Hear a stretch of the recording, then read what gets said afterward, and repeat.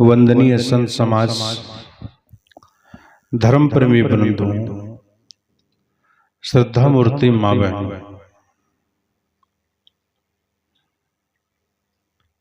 गृहस्थी की गाड़ी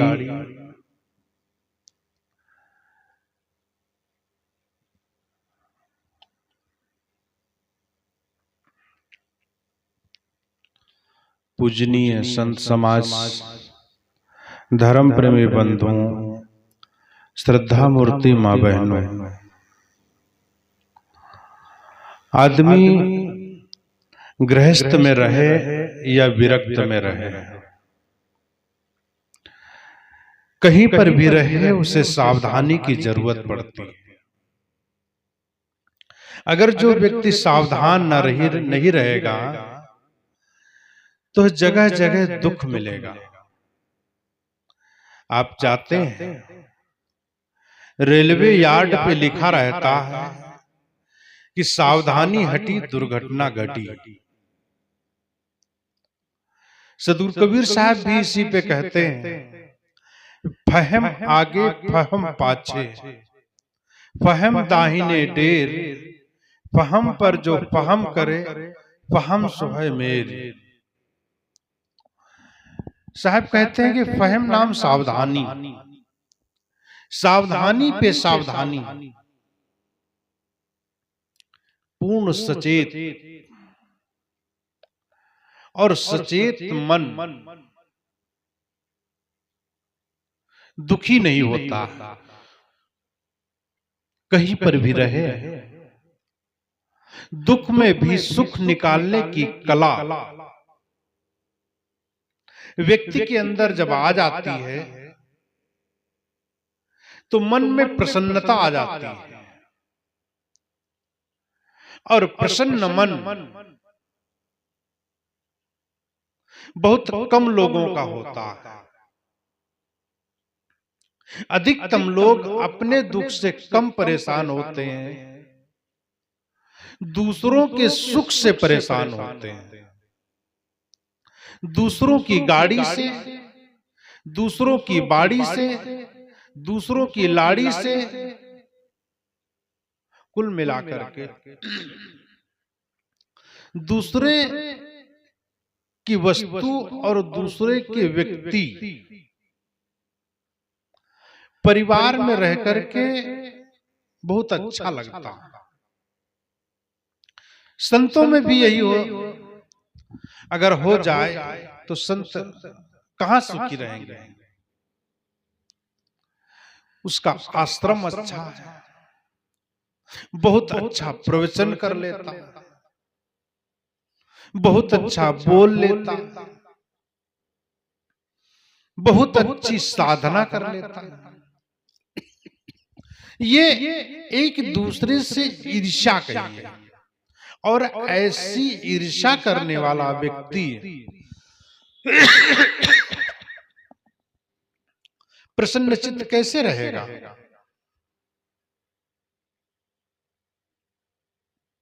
घर में रहते हैं, पड़ोसियों का मकान अच्छा है, बहुत परेशानी।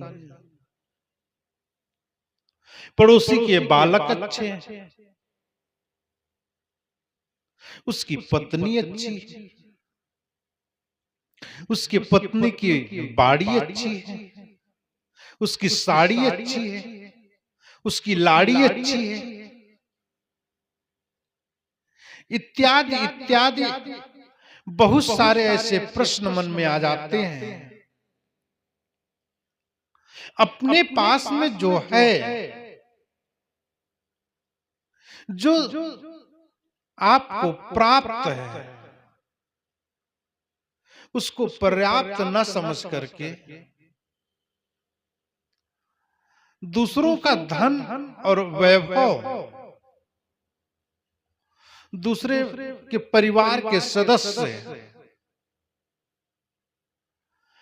वहां पर आपको अगर सुख लग रहा है तो आपके पास में जो है उसको कब भोगोगे, उसमें कब सुखी होगे। यही संस्कार आपकी मां ने दिया, यही संस्कार आपके पिता ने दिया है, यही संस्कार आपके भाई ने दिया है, यही संस्कार आपके गुरुजी ने दिया है, यही संस्कार आप मंदिर में सुबह जाते हैं, अर्चना करते हैं, चारों धाम की यात्रा कर लिए हैं। कोई नदियां नहीं बची, कोई तीर्थ नहीं बचा है ज्ञान लेने के लिए, लेकिन सुख नहीं, मन में शांति नहीं, अपने परिवार को सही दिशा देने की ताकत नहीं। ये सही दिशा देने की ताकत आपके अंदर कहां से आएगी? विचार किया? आप अपने परिवार को सत्संग में नहीं बैठा लेंगे, आप अपने परिवार के सदस्यों के बीच में बैठ करके इस सत्संग न सुनेंगे, परिवार के बीच में बैठ करके अच्छी बातें और अच्छी आदत नहीं डालेंगे, परिवार का सुधार कैसे होगा? आप गलत तरीके से बैठ करके गलत विचार कर लेंगे, फुहड़ फुहड़ पिक्चरें देख लेंगे परिवार के साथ में। जिस पिक्चर को परिवार के साथ में बैठ करके ना देखा जाए वह पिक्चर किस काम की? जिस सीरियल को परिवार के साथ में बैठ करके ना देखा जा सके तो सीरियल किस काम का? जो खाना परिवार के साथ में बैठ करके ना खाया जाए वो खाना किस काम का? जो पीना परिवार के साथ में बैठ करके ना पिया जा सके वो पीना किस काम का है? आप अपने पत्नी को दिल और जान से भी ज्यादा उसको मानते हैं, अपने बच्चे को हृदय का टुकड़ा समझते हैं, और आप सिगरेट अकेले पी लेते हैं, आप शराब अकेले पी लेते हैं। क्यों? क्योंकि आप जानते हैं यह गलत है, इसलिए तो आप अपने पत्नी बच्चे के साथ में बैठ करके नहीं पी पाते, नहीं खा पाते। आप जानते हैं ये गलत है, ये आपको ज्ञान है। अगर ज्ञान ना होता तो आप अपने लड़के को साथ में बैठ करके सिगरेट दे देते, बीड़ी दे देते, शराब दे देते, अफीम दे देते, चरस दे देते, जुआ के साथ बैठ जाते, सट्टा के साथ में बैठ करके उसे दे, एक दूसरे से गिलास लड़ा लड़ा के पीते। आप जानते हैं कि मैं बर्बाद होऊंगा, ये मेरा बेटा ना बर्बाद हो। आप समझते हैं, आप ज्ञानी हैं, आप समझदार हैं, आप जानकार हैं, जानते हुए भी कैसे संस्कार देंगे आप? क्या आपके संस्कार बहू बेटे को लगेंगे? जो स्वयं बीड़ी पीता है, स्वयं दुर्व्यसनग्रस्त है, स्वयं जुआ खेलता है, सट्टे खेलता है, स्वयं कामचोर है, स्वयं अपनी आदतों से बाज नहीं जाता, स्वयं मक्कार है। जो व्यक्ति स्वयं करता है वो दूसरों को गलत करने से कैसे रोक सकता है? शराबी आदमी दूसरों को ज्ञान दे, इस बोतल में जो शराब भरी है इससे नशा होता है, आप ना पिए अन्यथा परिवार आपका बर्बाद हो जाएगा, ये सलाह कैसे दे सकता है? हम जिस दुर्गुणों में लिप्त हैं, उन दुर्गुणों की बात हम अगले व्यक्ति से कैसे कर सकते हैं? इसलिए आप बीड़ी पीते हैं, अपने बच्चों को, अपने नाती को, अपने पोते को, अपने पत्नी को, अपने बहू को कैसे सजेशन देंगे? उसके दुर्गुण को कैसे आप उसको समझाएंगे? आपको मूक जवाब है। आप अगर जो परिवार की आदतों को छुड़ाना चाहते हैं,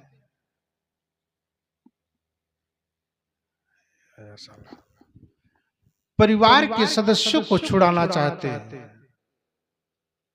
उनकी आदतों को सही तरीके से जीवन में लाना चाहते हैं, तो अपने जीवन के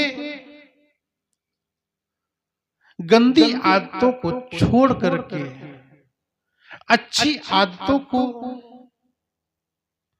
जीवन में डालेंगे तो जीवन हमारा ही नहीं, हमारे परिवार के लिए भी सुखद होगा, सुसज्जित होगा। परिवार में आए हुए व्यक्ति के अंदर संस्कार पड़ेगा। अगर जो हम ही गंदे होंगे, हम ही दुर्गुण ग्रस्त होंगे, दूसरों को सजेशन न दे पाएंगे। घर की बहू को अगर सही करना है, घर की बेटियों को अगर सही करना है, उनको सही संस्कार देने हैं, आप अगर जो घर में सुबह उठ करके बड़े बूढ़ों के पैर छूते हैं, आप अगर जो घर में उठ करके सुबह नहा धो करके भोजन बनाते हैं, पूजा प्रतिष्ठा करते हैं, आपस में एक दूसरे के परस्पर प्रेम रखते हैं, अभिवादन करते हैं, आने वाले बहू को ये संस्कार देना नहीं पड़ेगा, ये संस्कार वो बहू स्वयं ले लेगी। दूसरों को सिखाने के लिए खुद करो। सदगुरु कबीर साहब का जीवन कथनी करनी की एकता से भरा पड़ा था। वो करने पहले करते थे, दूसरों के सामने कहने का प्रयास नहीं करते थे, जीवन में उतारते थे पहले, और जब जीवन में उतरता था तो लोग देखते थे। उसी तरीके से हमारा आप सबका जीवन कथनी करनी की एकता मांगता है। हम सिर्फ केवल दूसरों को समझाते हैं, हम सिर्फ दूसरों को सजेशन देते हैं, फ्री एडवाइजर बने हुए हैं, जहां देखो वहीं पर एडवाइस दे देते हैं। आप एडवाइस देने की शुरुआत ना करें, आप अपने पर प्रयोग करना चालू करें। ये संत गुरुजन जो बैठे हैं, इन्होंने अपने जीवन पे प्रयोग किया,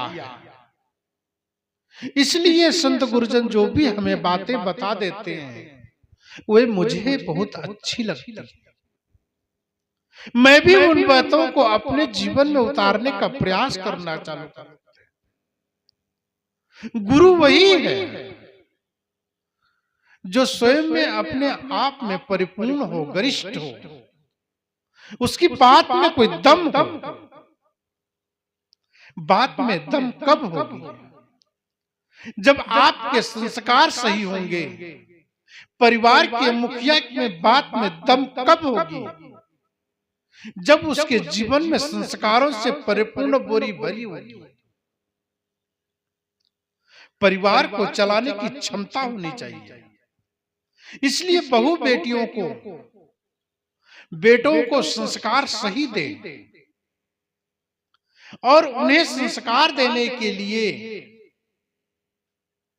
अपने बेटे को संस्कार देने के लिए, अपने बहू को संस्कार देने के लिए, बेटियों को संस्कार देने के लिए स्वयं कार्य करना पड़ेगा, स्वयं जीना पड़ेगा,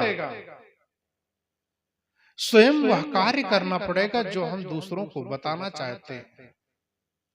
दूसरों को बता दें और हम ना करें।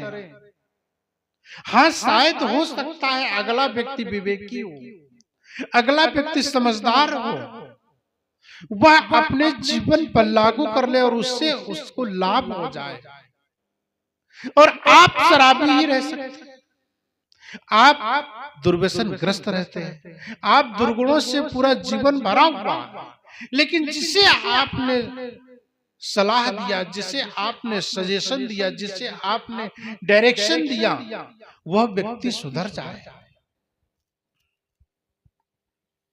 वो उसकी क्षमता है। लेकिन जीवन में दूसरों को समझाने से बेहतर है आप स्वयं करें।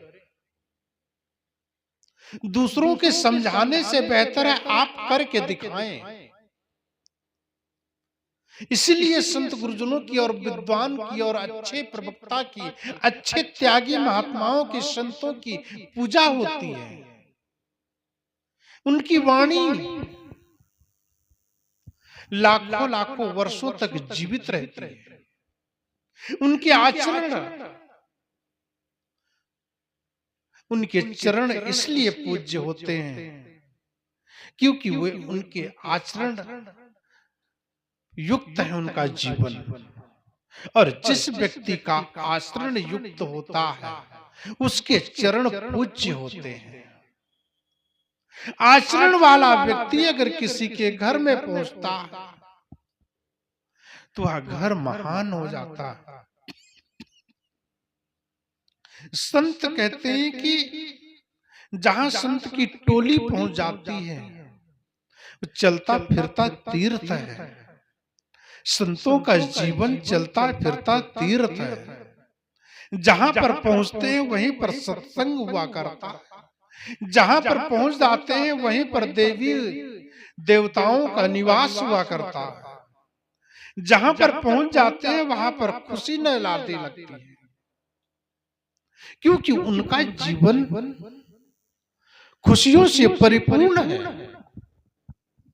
उनका जीवन अच्छाइयों से परिपूर्ण है। वे अच्छे जीवन को जी रहे हैं। इसलिए मेरे प्यारे साथियों, बहनों, देवियों, जीवन का असली सच, जीवन का असली स्वरूप अपने परिवार को सही और शुद्ध रखने का सलीका आपके अंदर अगर आ गया, तरीका आपके अंदर आ गया, जज्बा और जुनून आपके अंदर आ गया, तो परिवार सुखी और संपन्न हो सकता है। अगर जो आपने परिवार को नहीं बनाया, अपने बहू बेटों को, अपने बेटियों को, अपने लड़कियों को, अपने लड़कों को सही सजेशन, सही डिसीजन नहीं दिया, जीवन जीने का तरीका उन्हें नहीं समझाया, बड़ों का सम्मान करना नहीं बताया, आए हुए अतिथियों का स्वागत करना नहीं सिखाया, इसलिए कहते हैं कि शिक्षा और दीक्षा दोनों महती आवश्यकता है जीवन में। हम शिक्षित बन जाते हैं, भौतिक शिक्षा को लेने के लिए हजारों हजारों लाखों लाखों रुपए खर्च करते हैं, लेकिन दीक्षित होने के लिए, आध्यात्मिक ज्ञान को सीखने के लिए, संस्कार को सीखने के लिए हम कितना पैसा खर्च करते हैं। इस संत गुरुजन फ्री में है आपको सिखाने के लिए, संस्कारों का वाचन करने के लिए आपके पास में आ जाते हैं, अपनी जिंदगी को सुखी करते हैं और आपके जीवन को भी सुख के से परिपूर्ण करना चाहते हैं। लेकिन जब पात्र खाली होगा तभी तो उसमें पानी डाला जा सकता है। आप अपना पात्र को खाली कर दें, कुछ संस्कारों को हटा दें, दुर्गुणों को हटा दें, व्यसन को हटा दे, व्यभिचार को हटा दे, जीवन को साफ सुथरा कर ले, आपके जीवन में खुशियां ही खुशियां लहराएंगी। आपका परिवार, आपके बच्चे, आपकी पत्नी, आपका पति के जीवन में खुशी ही खुशी लहराएगी। लेकिन उस खुशी को लहराने के लिए, उस खुशी को देखने के लिए अपने परिवार पे काम करना पड़ेगा। परिवार के साथ में बैठ करके जीना पड़ेगा, उनके साथ में भोजन करना पड़ेगा, उनके साथ में बैठ करके कुछ आध्यात्मिक चर्चा भी कर लेनी पड़ेगी, उन्हें समय देना पड़ेगा आपको। जब तक आप अपने बच्चों को सही संस्कार नहीं देंगे, खाली पैदा करने से नहीं, परवरिश करने से होगा। पैदा करने के बाद उन्हें जो ठीक से जीवन जीने का तरीका, उन्हें परवरिश करने का तरीका आपके अंदर अगर नहीं आएगा तो जीवन की वो रीढ़ कैसे सही होगी। लाड़ेत पंचवर्षाणि ताड़ेत 10 वर्षाणि प्राप्ते तु षोड से पुत्रम मित्रम युवाचरेत। लाड़ प्यार 5 वर्ष तक, ताड़े 10 वर्ष, ताड़ना 10 वर्ष के अंतराल में आप अगर बच्चे को ठीक तरीके से लाड़ प्यार करने के पश्चात आप उन्हें अगर जो कंट्रोल नहीं करेंगे तो बच्चा बिगड़ जाएगा। आप घर के मुखिया हैं। प्राप्ते तु षोड से पुत्रम मित्रम युवाचरेत। 16 वर्ष के बाद आप अपने पुत्र को मित्रवत माने। 16 वर्ष के बाद में पुत्री को आप उसे सहेली के रूप में देखें। मां अपनी बेटियों की गलतियों को छुपाए ना।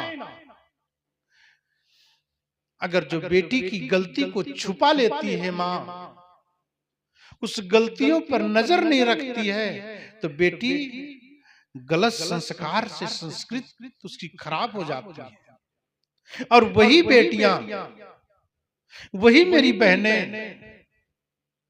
संस्कार गलत पड़ जाने से उनकी संस्कृति गलत हो जाती है। और जब संस्कृति गलत हो जाती है तो जीवन गलत हो जाता है, व्यवहार गलत हो जाता है, चाल चलन गलत हो जाती है। अपना परिवार अगर सुंदर बनाना है, अपना परिवार अगर सही बनाना है, तो जीवन की उन अंगों पे काम करना चाहिए जिनसे हमारे जीवन की व्यवहार में गहराई पता चले। लेकिन हम परिवार की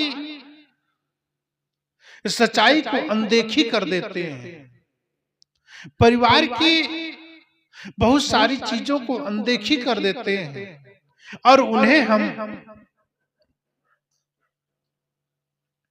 उनके जीवन में घुसते नहीं हैं। इसलिए परिवार आपका है। आप उन्हें अगर सही सजेशन नहीं देंगे, आप उन्हें सही संस्कार नहीं देंगे, सही डिसीजन नहीं लेने का तरीका नहीं बताएंगे, तो परिवार बिगड़ जाएगा। और आपका भविष्य है वो परिवार। आपने जीवन में जो कुछ करना था वो कर लिए, लेकिन आपका भविष्य उन बच्चों के कंधों पे है।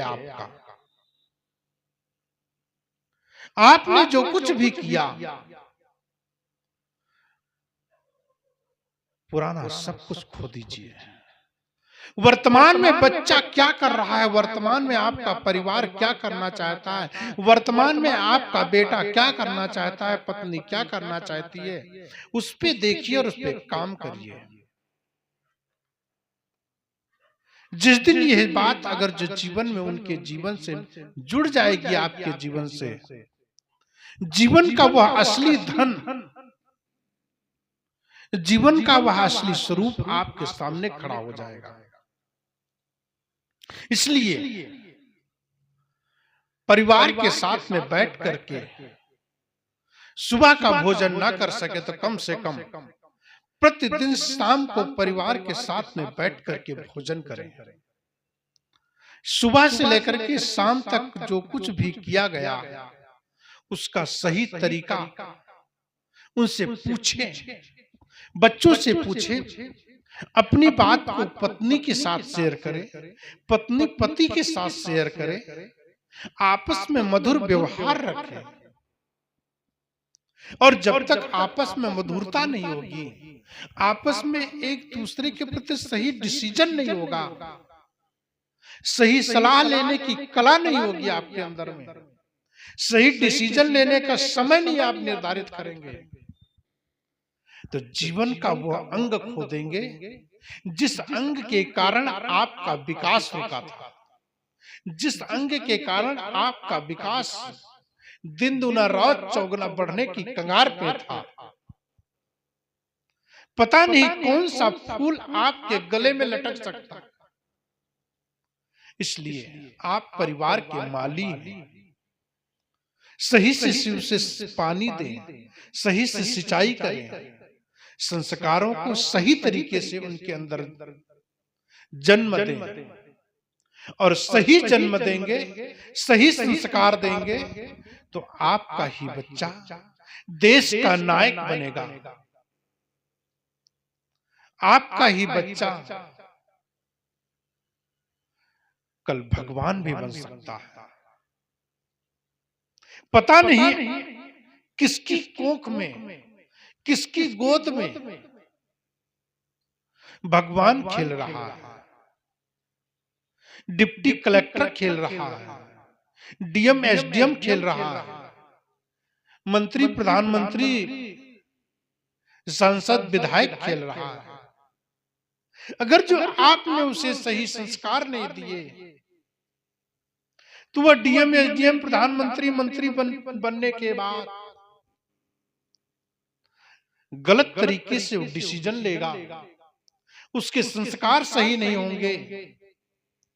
एक अगर जो टीचर आपके गोद में खेल रहा बालक कल टीचर बनेगा और उसके सही संस्कार नहीं हुए तो लाखों बच्चों के संस्कार चेंज कर देगा।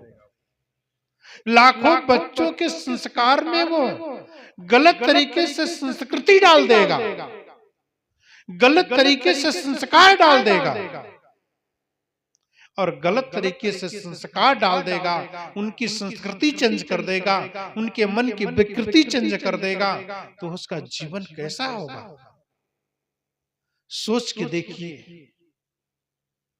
इसलिए मेरी प्यारी बहनों, मेरी प्यारी बेटियों, माँ बहन, आपसे निवेदन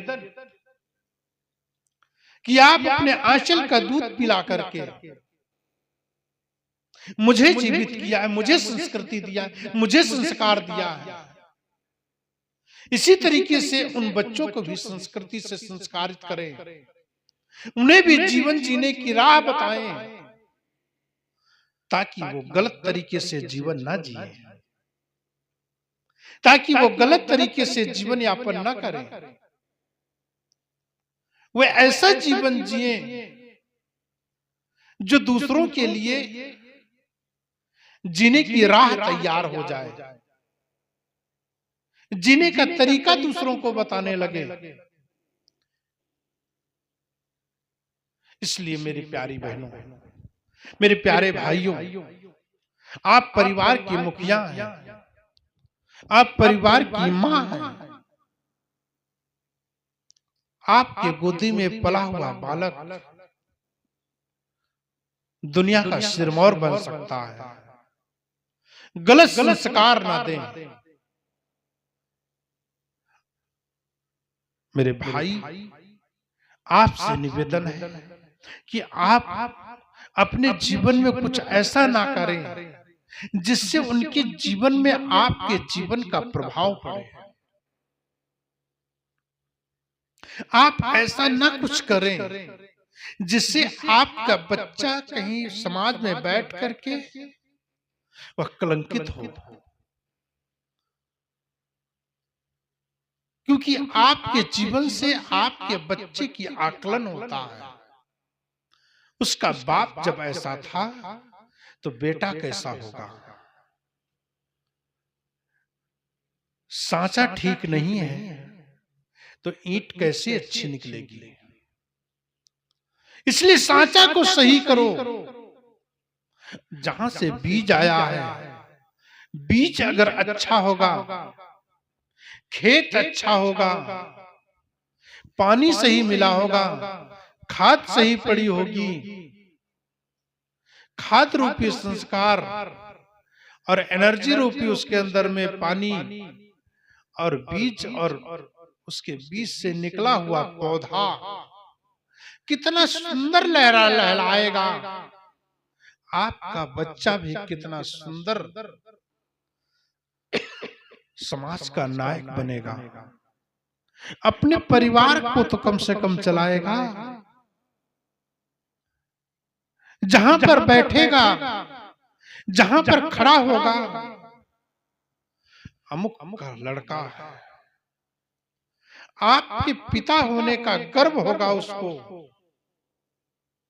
इसलिए मेरे प्यारे भाइयों, आपसे निवेदन है कि आप अपने जीवन को सुरक्षित, संगठित, संघर्षमय जीवन को आप सरल बनाने का प्रयास करें और अपने बहू बेटियों को, अपने परिवार को सही संस्कार देने का कार्य करें, जिससे आपका परिवार और आपका जीवन और उस बच्चे का जीवन आपके रहते रहते वह आपके कंधों पे खड़ा हो सके, आपकी छत्र छाया में वो पल सके, बड़ा हो सके, बढ़ सके और मस्त भरी जिंदगी को, मस्तानगी भरी जीवन को सही आनंद तभी लेगा जब उसके सही संस्कार होंगे, जब उसकी सही संस्कृति होगी।